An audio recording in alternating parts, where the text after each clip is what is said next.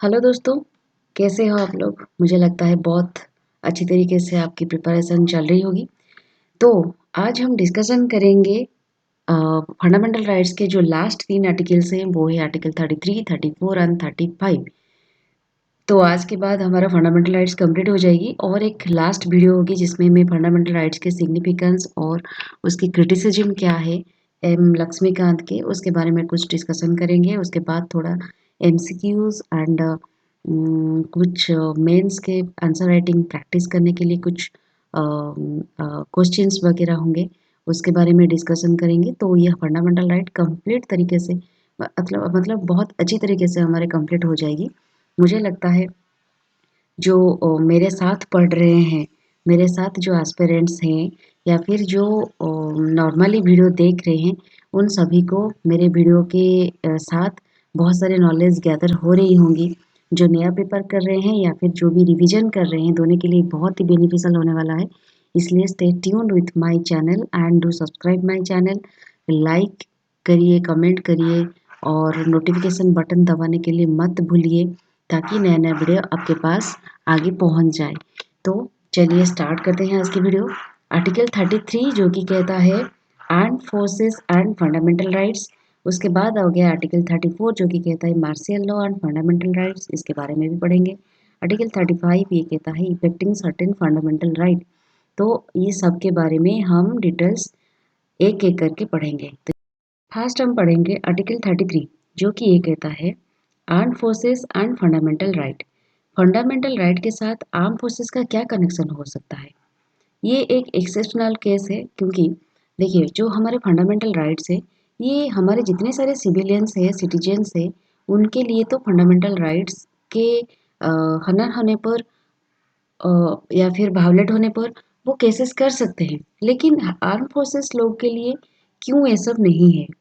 ठीक है, ये बताता है आर्टिकल 33। आर्टिकल 33 क्या कहता है कि ये पार्लियामेंट को एम्पावर करती है कि पार्लियामेंट रेस्ट्रिक्ट कर सकती है या अब्रोगेट कर सकती है फंडामेंटल राइट को किन लोगों के लिए, जो आर्म्ड फोर्सेस से रिलेटेड होते हैं, जो मेंबर्स या फिर पारामिलिट्री फोर्सेस से बिलोंग करते हैं या फिर पुलिस फोर्सेस से बिलोंग करती है या फिर इंटेलिजेंस एजेंसी या फिर उसके तरह कोई भी फोर्सेस अगर होता है, उस तरह से बिलोंग करते हैं, तो उन मेंबर्स के लिए फंडामेंटल राइट्स को जरूरत होने पर पार्लियामेंट अप्रोगेट कर सकती है या फिर रेस्ट्रिक्शन लगा सकती है।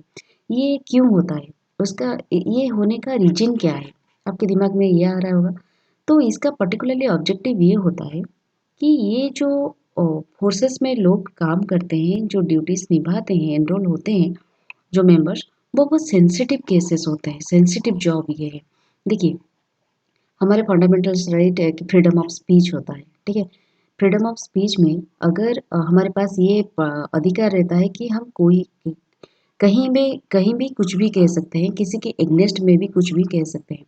अगर ऐसा होता है तो अगर प्रेस में हम सोशल मीडिया में एक पैरामिलिट्री फोर्सेस हो गया या फिर एक आर्मी ऑफिसर हो गया, अगर वो अपने कहाँ पे उसका जॉब है, उसका काम क्या है, ये सब चीज़ें वो खुल के प्रेस में बताने लगे, तो ये उनका डाटा लीक हो सकता है या फिर एनिमी जो कंट्री है वो ये सब चीज़ें लीक कर सकते हैं और ये बता सकते हैं कि ये देश के लिए एक थ्रेटन हो सकती है।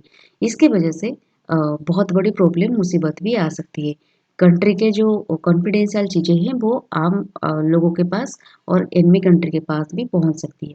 इसी वजह से उनका जॉब में प्रॉपर तरीके से वो अपने जॉब को डिस्चार्ज कर पाए, प्रॉपर तरीके से अपने काम कर पाए, इसी वजह से ये सारी चीज़ें को एक हमारे पार्लियामेंट में रखी गई है। ठीक है। Power to make laws under article 33। 33 के अंडर जो पार्लियामेंट को पावर दिया गया है कि वो लॉज बना सकते हैं, ये ओनली पार्लियामेंट के पास ये लॉज है, इसको स्टेट लेजिस्लेचर के पास नहीं दिया गया है। ठीक है। अगर हम इस आर्मी और इस आर्म फोर्स के बारे में हर एक स्टेट में अगर लॉज बनाने लगे, तो डिफरेंट हमारे सेंटर में अगर कोई भी ऐसा प्रॉब्लम आ गई, तो डिफरेंट स्टेट के अनुसार हमें लॉज को निर्वाहन करना पड़ेगा, जिसके वजह से आगे जाकर बहुत तकलीफ हो सकती है। ठीक है? इसी वजह से ये सब चीज़ें पार्लियामेंट को दिया गया है ताकि सेंटर एक ही तरह से कंट्री में अपना लॉज़ बना सके और एक ही तरह से स्टेबल एंड ऑर्डर मेंटेन हो सके, लॉ एंड ऑर्डर मेंटेन हो सके। तो नेक्स्ट चलते हैं। ये जो पॉइंट ये कहा गया है, ये जो पार्लियामेंट जो भी लॉ इस रिगार्डिंग बनाएगा आर्टिकल 33 के अंदर आर्म्ड फोर्सेस के लिए या फिर पैरामिलिट्री फोर्सेस के लिए, ये इसको कोर्ट में चैलेंज नहीं किया जा सकता। ठीक है? On the ground of contravention of any fundamental right. Fundamental right किसी की हनन हो रही है इस ग्राउंड के आधार पर कोर्ट में कोई भी कोई भी इस तरह की फोर्सेस में जो ज्वाइन कर रहा होगा जो आदमी जो इंसान वो कोर्ट में चैलेंज नहीं कर सकता। ये एक पॉइंट हो गया। फिर नेक्स्ट हो गया कोर्ट मार्शियल जो ट्रिब्यूनल्स के अंडर जो मिलिट्री लॉ चल रहे होंगे मिलिट्री लॉ के अंडर जो भी कार्रवाई किया जा रहा होगा वो भी एग्जेम्प्ट किया गया है। अगर सुप्रीम कोर्ट और हाई कोर्ट में हमें पता था हम पिछले स्लाइड में पढ़े थे कि सुप्रीम कोर्ट हाई कोर्ट के पास ये रीट जुडिस्टिकेशन की पावर रहती है वो रीट जुडिस्टिकेशन कर सकते हैं। लेकिन जो ट्रिब्यूनल्स में अगर कोई मार्शियल मिलिट्री लॉ चल रहा है किसी भी अ, आदमी के खिलाफ तो वहाँ पे इसको एग्जेम्प्ट किया जाएगा। वहाँ पे इस रीट जुडिस्टिकेशन काम नहीं करेगी अंडर आर्टिकल 33। ठीक है? और इसी पावर को लेके पार्लियामेंट ने बहुत सारे लॉज को एनेक्ट किया है आज तक। जैसे कि एक हो गया आर्मी एक्ट जो कि 1950 में हुआ था। फिर नाभी एक्ट हुआ है 1950 में। एयरफोर्स एक्ट हो गया 1950। Police force restriction of rights हो गया 1966। तो डिफरेंट टाइमलाइन में डिफरेंट तरह की जो यहाँ पे अगर बात होती है तो पार्लियामेंट किन किन चीज़ों पर रिस्ट्रिक्शन लगा सकती है। एक हो गया freedom of speech, right to form association, वो एसोसिएशन बनाने में उनका भी राइट को हनन किया जा सकता है, आई मीन अब्रोगेट किया जा सकता है। Right to be members of trade union, वो कोई ट्रेड यूनियन या फिर पॉलिटिकल एसोसिएशन नहीं बना सकते। Right to communicate with the press, मैंने आपको जैसे पिछले स्लाइड में बताया था प्रेस के साथ अगर कोई कम्युनिकेट करता है उनका कुछ कॉन्फिडेंशियल मैटर तो ये हमारी जो सिक्योरिटी के लिए एक थ्रेट बन सकती है। Right to attend public meeting भी ये लोग नहीं बना सकते और डेमोन्स्ट्रेशन में भी अटेंड नहीं कर सकते। इस तरह से कुछ रिस्ट्रिक्शन पार्लियामेंट के पास होता है। रिस्ट्रिक्शन सॉरी इस तरह की रिस्ट्रिक्शन पार्लियामेंट लगा सकती है आर्म पर्सनल के ऊपर। ठीक है? कि सिर्फ आर्म पर्सनल नहीं जो जॉब में होते हैं उनके भी नहीं जो मेंबर्स एसोसिएट भी होते हैं जैसे कि जो सॉरी जैसे कि उनका कुक हो गया या फिर बार्बर हो गए या फिर कोई भी उस तरह की ड्राइवर हो गए वगैरह हो गए उस तरह की कोई भी इंसान जो कि आर्म फोर्स रिलेटेड हो उनके काम में रिलेटेड हो। और एक हो गया टेली कम्युनिकेशन सिस्टम जो कि वो फोर्स कोई भी फोर्स नावी फोर्स हो गया या फिर आर्म फोर्स हो गया वो पर्पस फुलफिल करने के लिए कोई भी टेली कम्युनिकेशन अगर सेटअप किया गया हो या फिर कोई ब्यूरो ऑर्गेनाइजेशन भी सेटअप किया हो वो सबको अप्रोप्रिएट रेस्ट्रिक्टेड किया जाता है ताकि वो उनकी ड्यूटी अच्छी तरह से निभा पाए प्रॉपर डिस्चार्ज कर पाए अपनी ड्यूटी और डिसिप्लिन मेंटेन कर पाए। इसी वजह से ये सब रेस्ट्रिक्शन किया जाता है। के बाद अब हम डिस्कशन करेंगे आर्टिकल 34 जो कि कहता है martial law and fundamental right. Martial law क्या है? आप लोग के दिमाग में ये आ रहा होगा कि मार्शियल लॉ पर्टिकुलरली क्या है। मार्शियल लॉ पता होगा आपने हिस्ट्री पढ़ी होगी। जो नहीं पढ़े होंगे तो मेरे साथ आगे जाकर पढ़ेंगे। मैं वीडियो बनाने वाली हूँ इसके ऊपर हिस्ट्री के ऊपर। लेकिन अभी अभी जो पढ़ चुके हैं मार्शियल लॉ ऑलरेडी प्रिपरेशन कर रहे हैं तो उनको पता होगा कि जब जलियांवाला बाग कांड हुआ था तब हमारे कंट्री में मार्शियल लॉ और ब्रिटिशर के द्वारा लगाए गए थे। जिस मार्शियल लॉ के वजह से पब्लिक मीटिंग होल्ड करने के लिए मना किया गया था। बहुत बड़ी लार्ज गैदरिंग बनाने के लिए मना किया गया था। लेकिन लेकिन ये जो लोग हुए वो रिलीजियस मैटर को लेकर वहाँ पे गैदरिंग्स हुए थे इसीलिए इतना बड़ा कांड वहाँ पे हो गया। इतना बड़ा जो शूटिंग किया गया आई मीन शूट किया गया बहुत सारे लोगों की हत्या हुई। तो इसी तरह से मार्शियल लॉ तो वहाँ पे तब मार्शियल लॉ लगा था। तो मार्शियल लॉ पर्टिकुलरली है क्या?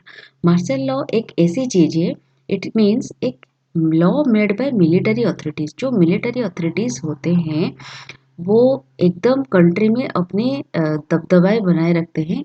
वो हर एक पावर अपने हाथ ले लेते हैं।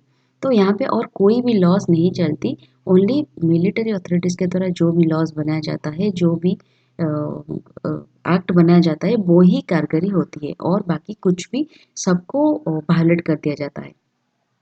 तो मार्शल लॉ जो होता है वो ओनली प्रेसिडेंट लगाते हैं, प्रेसिडेंट के पास ये पावर होती है, क्योंकि प्रेसिडेंट को सुप्रीम कमांडर बोलते हैं आर्म फोर्सेस की। आप लोगों को पता होगा अब हमारे प्रेसिडेंट कौन है, द्रौपदी मुर्मू जी, जो कि उड़ीसा स्टेट से बिलोंग करते हैं और वो सुप्रीम कमांडर है आर्म फोर्सेस की, इसलिए वो ही मार्शल लॉ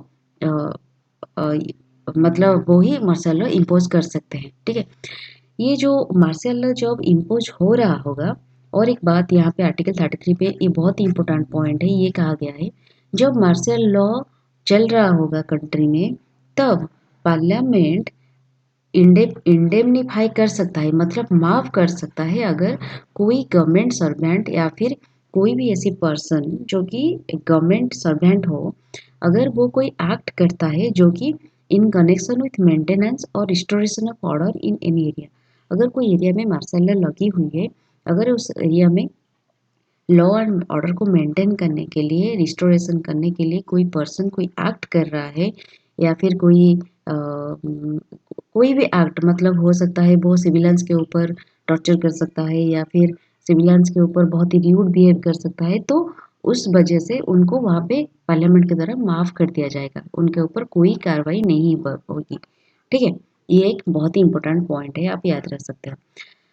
और ये जो इंडेमनिटी करेगा पार्लियामेंट, इसके ऊपर आप कोर्ट में चैलेंज नहीं कर सकते इन बेसिस पर कि सिविलियंस की फंडामेंटल राइट्स हनन हो रही है। ठीक है, ये एक बात है। तो ये जो मार्शियल लॉ है, ये पर्टिकुलरली पार्लियामेंट सॉरी हमारे कॉन्स्टिट्यूशन में कहीं पे भी मेंशन नहीं हुआ है, लेकिन इसका एक लॉ बनाकर ये सब चीज़ें चलती रहती है। ठीक है, और एक बात ये भी बहुत इंपॉर्टेंट है, जब सुप्रीम कोर्ट ये भी कहा है, डिक्लेयर किया है, जब मार्शल लॉ डिक्लेयर हुआ होगा, तब रीट ऑफ हॉर्बेस कॉर्पस जो रीट है, हॉर्बेस कॉर्पस के बारे में मैंने पढ़ा था आपको पिछले एपिसोड में, पिछले वीडियो में। हॉर्बेस कॉर्पस, अगर आपको ये इसके बारे में डिटेल्स जानना है तो आप उस वीडियो पे मैं लिंक दे दूंगी, आप नीचे जाकर उसे देख सकते हैं। हॉर्बेस कॉर्पस जो रीट है, इस रेट को वो सस्पेंशन नहीं किया जा सकता। ठीक है, ये एक एग्जेम्पशन है। और ये जो मार्शल लॉ है, इसको बोरोड किया गया है इंग्लिश कॉमन लॉ से। ठीक है, ये तो ब्रिटिशर ने हमारे कंट्री में फास्ट शुरू किया था ना, तो इसीलिए ब्रिटिशर के जमाने से ये चलती आ रही है। यहाँ पे एक बहुत ही इम्पोर्टेंट चीज़ें मैं आपको बताने वाली हूँ, जो कि है difference between martial laws and national emergency. आप लोग के दिमाग में ये आ रहा होगा कि मार्शियल लॉ अगर फंडामेंटल राइट्स इसमें अब्रोगेट कर दिया जाता है, तो मार्शियल लॉ और नेशनल इमरजेंसी के अंदर क्या डिफरेंस हो सकती है। ये फर्स्ट डिफरेंस देखिए, it affects only fundamental rights. Martial laws only fundamental rights को ही अफेक्ट करती है, लेकिन इसमें फंडामेंटल राइट के साथ साथ सेंटर स्टेट रिलेशन में भी कुछ अफेक्ट, सेंटर स्टेट रिलेशन में भी अफेक्ट होती है। डिस्ट्रीब्यूशन ऑफ रेवेन्यू डिस्ट्रीब्यूशन में प्रॉब्लम होती है। Legislative powers between centre and state. ठीक है, एंड में extend tenure of the parliament, parliament में जो टीन्योर चल रहा है वो भी एक्सटेंड हो सकती है इमरजेंसी के दौरान। ठीक है, ये पहला पॉइंट हो गया। सेकेंड पॉइंट ये है, it suspends the government and ordinary law codes. ये government and ordinary law codes को सस्पेंड कर सकती है, लेकिन ये government and ordinary law code को कंटिन्यू रख सकता है। ठीक है, ये रखता है। फिर थर्ड पॉइंट ये हो गया, it is impose to restore the breakdown of law and order due to any reason. अगर लॉ एंड ऑर्डर में कोई भी प्रॉब्लम होती है तो ये रिस्टोर करने के लिए इसको इम्पोज किया सकता है, लेकिन it can be impose only 3 grounds पर इसको इम्पोज किया सकता है, जैसे कि वार हो गया, एक्सटर्नल अग्रेशन हो गया, और अगर आर्म्ड रिबेलियन हो गया। आर्म्ड रिबेलियन, इस तीन कैटेगरीज के अंदर अगर कोई भी सिचुएशन क्रिएट होती है तो ही नेशनल इमरजेंसी लगता है। लेकिन यहाँ पे कोई भी रीजन हो, कोई भी लॉ एंड ऑर्डर में अगर कुछ प्रॉब्लम है तो ये स्टेट में लगती है पर्टिकुलरली। लेकिन ये देखिए, जैसे कि मैंने आपको बताया, it imposed only some specific area of the country. ठीक है, लेकिन इसको टोटल होल कंट्री में ये लगता है जब नेशनल इमरजेंसी लगता है। ठीक है, हमारे हमारे कब लगा था, जब इंदिरा गांधी की गवर्नमेंट आई थी, तब 19 74 तब it has no specific provisions in the constitution.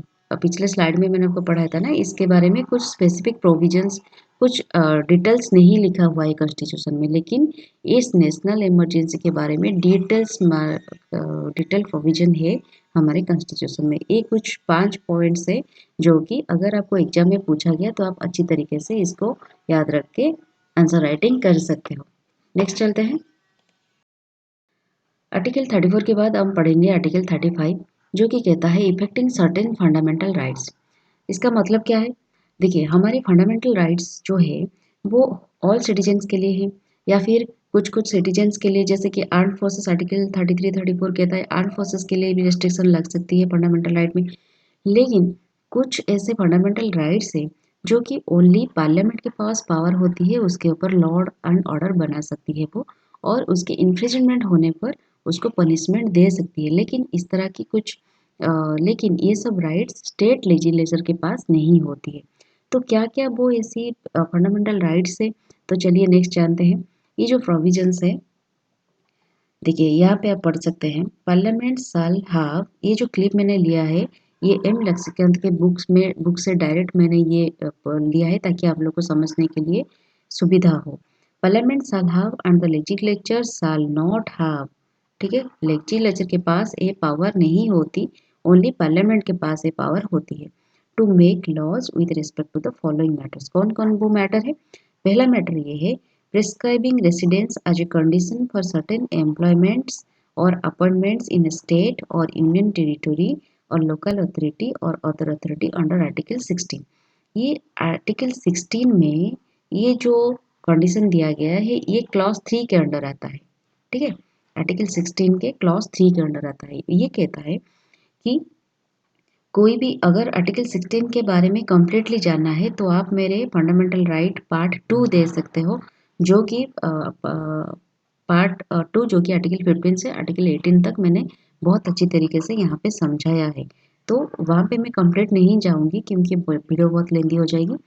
Only clause 3 के बारे में हम डिस्कशन करेंगे। क्लॉज 3 ये कहता है, अगर कोई रेसिडेंस, कोई ऐसा इंडिविजुअल जो कि एक स्टेट में बहुत दिनों से रह रहा है और उस रेसिडेंस के आधार पर वो उस स्टेट पे कोई जॉब के लिए अप्लाई कर रहा है, तो ये अगर उस तरह की कुछ स्टेट हो गया या फिर यूनियन टेरिटरी हो गया, तो उसके ऊपर कोई लोकल अथॉरिटी या फिर स्टेट उसके ऊपर कोई भी कानून नहीं बना सकता। इसका डिसीजन लेंगे पार्लियामेंट, ठीक है। पार्लियामेंट के पास ये पावर होगा कि वो डिसाइड कर सके उस इंसान को वो जॉब दिया जाएगा या फिर नहीं। वो स्टेट लेजिस्लेचर उसके ऊपर कोई कार्रवाई नहीं कर सकती या फिर कोई डिसीजन नहीं ले सकती। ये एक कंडीशन हो गया। तो नेक्स्ट चलते हैं। फिर यहाँ पे दूसरा कंडीशन ये कहा गया है कि पार्लियामेंट के पास ये पावर रहेगी आर्टिकल 32 के तहत। आर्टिकल 32 क्लॉज 3 के में जो कंडीशन दिया गया है कि सुप्रीम कोर्ट के सॉरी पार्लियामेंट के पास ये पावर रहेगी कि वो other than supreme court and high court, कोई भी ऐसी कोर्ट को वो एम्पावर कर सकती है कि वो जितने सारे रीट्स हैं, रीट्स इशू कर सकते हैं, issue directions orders and list of all kind. जितने सारे रीड्स हैं, हमारे कितने रीड्स हैं?